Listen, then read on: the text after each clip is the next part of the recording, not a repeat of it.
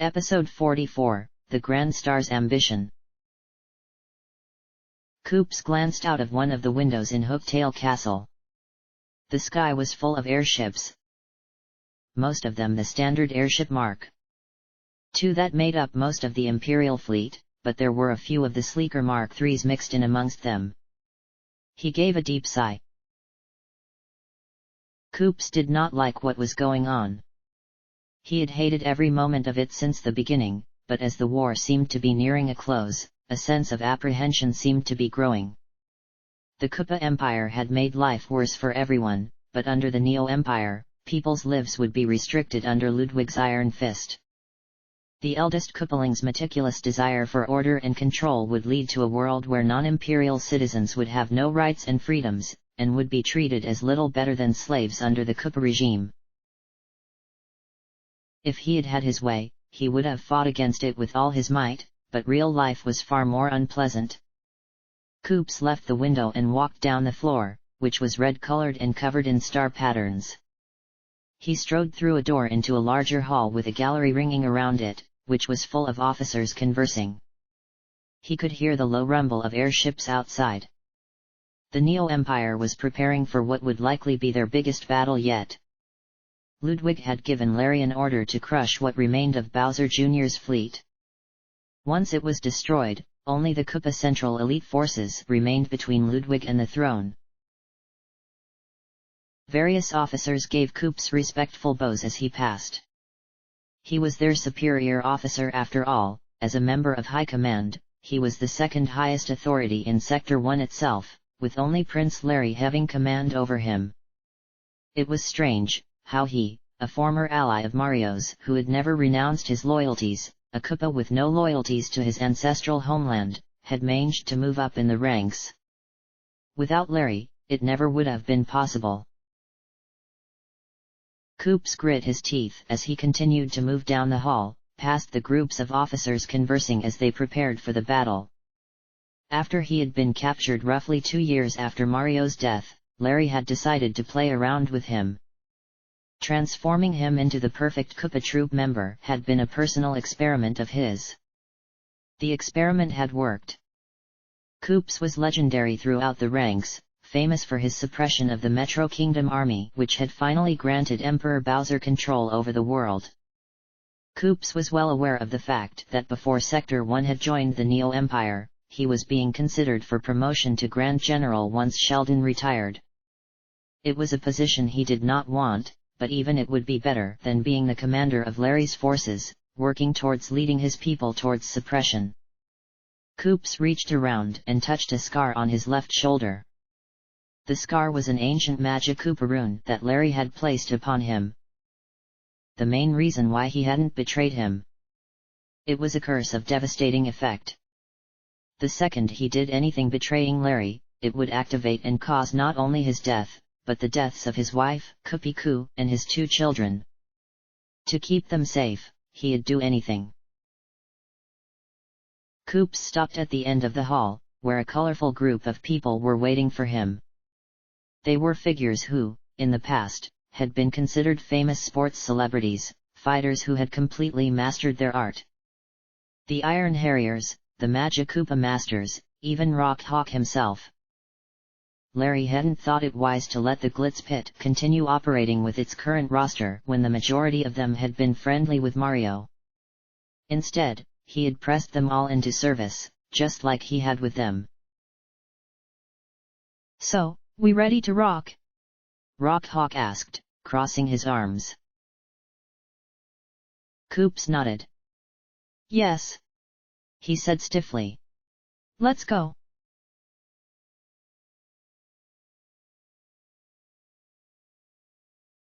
Antonio, supreme leader of 7 stars, sat at his desk in his private office. The office was dimly lit and spacely furnished, having in it only Antonio's glass desk and high-backed chair.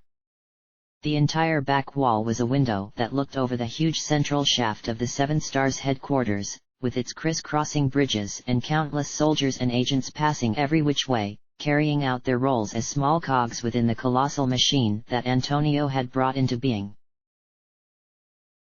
Antonio leaned back and closed his eyes. There was near complete silence within the Grand Star's office. Antonio liked silence, it helped him think. He had done a lot of thinking over the decades, laying out his plans and setting down the rules of the game, but that time was nearly ever. His pieces needed to move only a few steps more, and then his dream would finally be realized. He had come so far. Only yesterday, it seemed, he had been that boy in Rose Town, full of dreams and ambition and wanting something more than taking on the carpenter's trade from his father, Gonzalo. He had left the small forest village at the age of 18, aiming to travel the world and find his true purpose in life. His travels led him to the Koopa Kingdom, where, as luck would have it, a chance encounter led to him falling in with the young Prince Morton Koopa. Morton was a kindred spirit. The two shared the same passion for life and the same desire to put their talents to good use. Just as Antonio sought a life beyond simple manual labor, Morton something beyond becoming the king his father was trying to groom him into, and to take a more direct role in solving problems than drafting bills. The two had become fast friends, and the adventures they had had while traveling the kingdom together would be enough to fill several books. In time, he and Morton had started to work towards realizing their dreams of stopping corruption and defending both the Mushroom and Koopa kingdoms. They created an organization together, and had given it a meaningful name. Just like the 7 star spirits granted wishes from on high and the 7 crystal stars had sealed away the Shadow Queen and ended her reign of terror, so would their new 7 stars grant the wishes of the people and protect the world from threats within and without. He had been so hopeful and altruistic those days, Antonio remembered. They had brought in more members to their organization, like his brother Giovanni, and the former hitman and thief, Skulls Fortescue. With the organization steadily growing, working from the shadows, Antonio was able to free the Mushroom Kingdom from the control the Pianta Syndicate had gained over it. King Alfred Toadstool had been a weak ruler and had relied on the Piantas for loans, but striking from the shadows, 7 stars had dealt the Syndicate a blow that not even the legendary Dawn of Untimely Death had ever been able to recover from. 7 stars had blazed a trail of peace for the two kingdoms, striking down crime syndicates and corrupt politicians and corporations. But when Antonio's life had never looked brighter, everything had suddenly collapsed. King Yozer, Morton's father, suddenly died, forcing Morton to ascend to the throne of the Koopa Kingdom and leave his seat at the 7 Stars Board of Directors. Antonio continued without him, of course, continuing to defend the Mushroom Kingdom from the shadows. That was, of course, until the Great Famine of the Koopa Kingdom. Perhaps the sense of harsh justice Morton had gained when working with 7 stars led him to take action. While the Koopas were in desperate need of new land to regrow their food supplies, the Mushroom Kingdom had never been better and King Alfred refused to give the Koopas aid. So, Antonio knew, Morton had come to the conclusion that King Alfred simply had to go. The Mushroom Kingdom would become part of the Koopa Kingdom, under Morton's rule. Antonio had never had much love for Alfred Toadstool, but he did love the Mushroom Kingdom. Not only would it lose its identity, it would be stripped of resources and used to rebuild the weakened Koopa Kingdom. He had tried to appeal to his old friends, but they fell on deaf ears. So began the conflict that became known as the First Koopa War. The war had been long and taxing. As a result of the intense training they had done during their younger years, Morton and Antonio had become several times stronger than anyone else on either side, and their clashes had been enough to change the landscape itself. When in the past they had been best friends, in the war they became the worst of enemies. But those days had not been all bad, Antonio remembered, allowing himself a slight smile. He had met a beautiful woman named Evelina, who stood by his side as he defended the Mushroom Kingdom against the Koopa forces. They were married, and Evelina gave birth to twin brothers. All while the war was raging around the kingdom. At this point the battle was even, and no one could tell which side would triumph. Then had come that fateful day. As usual, the two armies clashed and Antonio and Morton met hand to hand, burning the forests and shaking the mountains as they exchanged blows. The battlefield was 5 miles away from the small village Evelina lived in with baby Mario and Luigi, but in a fight of that scale, that meant nothing. Perhaps he had done the deed, perhaps Morton had. Either way, the village had been destroyed, razed to the ground by a combination of their blasts and the tremors created by their blows. When the Koopas had finally been driven off, Antonio had found his wife, dead in the woods that surrounded the village. She had crawled away, heavily wounded, desperate to get her children away from the danger. Full of rage, Antonio had led the Mushroom Army in a fearsome campaign, smashing the Koopas and engaging with his former friend in a climactic battle, finally ending the life of Morton Koopa Sr. When the dust cleared, the Mushroom Kingdom was ravaged, mountains and forests destroyed by their great strength. Most people in the kingdom believed Antonio, too, had been killed, and Antonio found it best to take advantage of that and disappear. As he had looked over the ruins of the kingdom he had tried to protect, he had realized the truth of things. People had become too powerful, and it had cost the lives of Evelina and millions of others. If all were equal, if there was no magic, no wishes, no great minds or people of great ambition, the world would at least know true peace. To achieve this end, Antonio, with his chief lieutenants Giovanni and Skulls, disappeared into the shadows, creating the new 7 stars and obtaining supremacy throughout the international underworld. Antonio trained and amassed weapons, doing nothing as the Shroops descended from the skies to conquer the world. To achieve the first step of his plan, there would have to be another great war between the Koopa and the Mushroom Kingdoms. As such, he had started these conflicts by ordering the murder of King Bowser's wife, which caused him to begin his kidnapping of Princess Peach. To his disappointment, it took many years for the conflict to reach critical point, but when it had, after the wedding of his son Mario and the princess, everything finally began to fall into place. Soon after the apparent death of Mario, Antonio had been contacted by a certain someone, who had given him the tools to achieve his final plan. Antonio called it the Starfall. It was an event of apocalyptic proportions, which would destroy even Starhaven itself. When it was over, every person in the world, no, the universe itself, who had potential to become a person of note would be dead. The powers of magic, wishes, even power-ups would cease to exist, and at last there would be true, blissful silence. Antonio opened his eyes and stood up, placing his hands upon his glass desk. Yes. The time for the meeting was about now. He allowed himself a small smile. People might try to fight it, but in the end, it was inevitable. No matter what complications, his plan would succeed.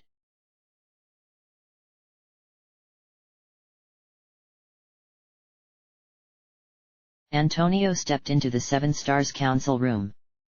It was a medium-sized oval chamber, in which the walls were made up completely of screens showing live views of various places in the Mushroom World.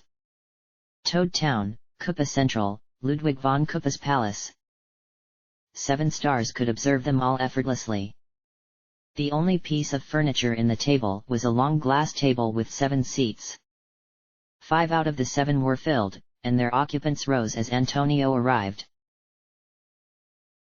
Thank you, Antonio said, as he eased into his tall chair at the head of the table.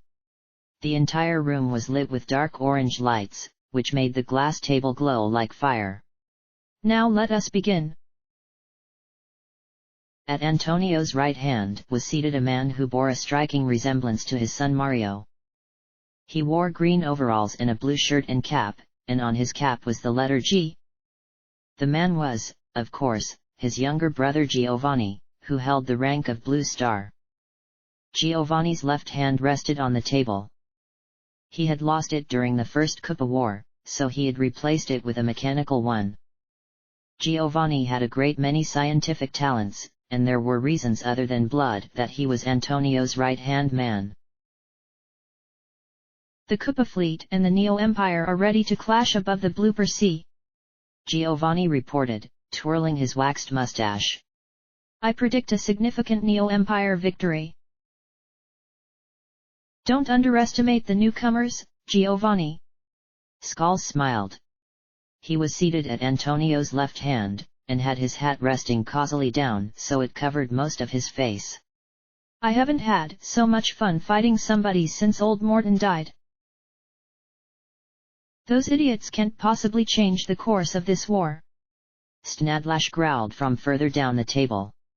I faced them myself. They're above average, but far below our own levels. Enough. Antonio silenced them, raising his hand. It does not matter who wins the war. All that matters is that the final conflict escalates. Once the war reaches breaking point, that is when we will strike. I am pleased to report, Grand Star Sir, that Fire Flower is at the end of the rope. Toadificus, the mustached toad who held the rank of Green Star, spoke up. We won't need to work with Yoshi much more. Excellent. Antonio nodded. That was good. As a star child, Yoshi could not be allowed to escape the starfall. Grand Star, Sir, Krizina said, glancing at the empty seat next to her. When do you think the Red Star will be ready to join us at the table? Not yet. Antonio replied firmly. It was best not to rush these things. The seat of Red Star, originally filled by Morton Koopa Sr. himself, had been filled by a few people over the years, but it had been vacant for a long time. Once his son joined him in his mission, things would truly be complete. He would soon. 20 years' worth of power augmentation and mental manipulation would finally pay off. However, he smiled, and turned his gaze on his brother. Giovanni, it's time we make use of our other asset, don't you think? Giovanni's eyes widened. The princess! She exclaimed. Now. Antonio nodded. Her appearance will be the final push we need to ensure all of our pieces are in position. After the dust clears, the mushroom world will see its last battle. Antonio propped up his elbow on his armrest and rested his head on his fist. Try to change your destiny, my unworthy younger son and Morton's brat. No matter what either of you do, the world as you know it will come to an end.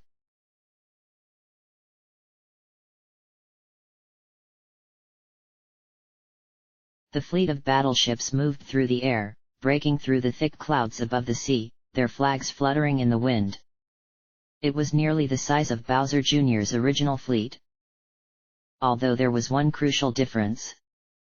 This was all the reserves, all the ships assigned to patrols and guard duty, even a few ships that had just come out of the factories and didn't have their paint jobs yet. If this fleet was destroyed, only the Koopa Central Elite Force stood between Ludwig and the throne. Cobal and Strike stood next to a window, watching their fellow ships in the fleet float by. Is it weird being back with the Koopas, but on our side? Cobal asked the scarred fire bro. Strike shrugged. That doesn't matter to me. He replied calmly. I was going to fight in this battle either way, and the opinions of others don't really bother me. I dunno. Cobal said, continuing to gaze out of the window. I can't help but to feel, you know, real nervous about this. He glanced back at Strike. I've fought in war before, but this is a whole new level. It's an air battle. Strike replied. It's not exactly the same. Most of the fighting is done by the pilots and strategists on the bridge and the gunners manning the bill blasters. We just have to make sure nobody boards our own ship. And let me guess. maybe do a bit of boarding ourselves? Cobal asked, glancing down the window. There was nothing but ocean below them. You know, I'd hate to fall from this height. Strike smiled dryly. Best keep fluttering those legs of yours, kid. You're going to need to. Cobal took a deep breath. He didn't know why, but he had a bad feeling about this fight. Plus, the words of the strange woman kept grating on him. Abandon the people of the mushroom world to their fate. No way he'd do that, right?